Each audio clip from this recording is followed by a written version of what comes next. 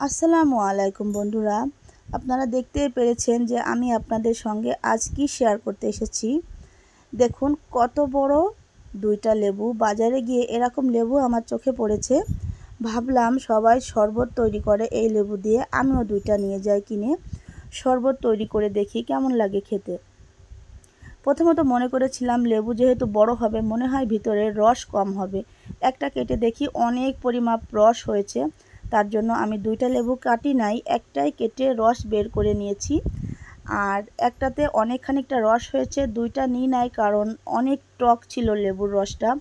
ভাবলাম একটা দিয়েই শরবত করি, বেশি টক আবার খেতে ভালো লাগে না।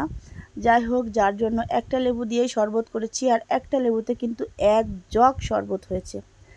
যাই হোক, লেবু থেকে রসগুলো আমি এইভাবে বের করে নিয়ে একটুখানি জিরা দিয়েছি, আর দিয়েছি পরিমাপ মতো চিনি এবং একটুখানি বিট লবণ দিয়ে মিক্সার ব্লেন্ডারে একটু ঠান্ডা পানি দিয়ে শরবতটা ব্লেন্ড করে নিয়েছি। খুব সহজেই কিন্তু তৈরি হয়ে গিয়েছে মজাদার সুস্বাদু ঠান্ডা ঠান্ডা লেবুর শরবত।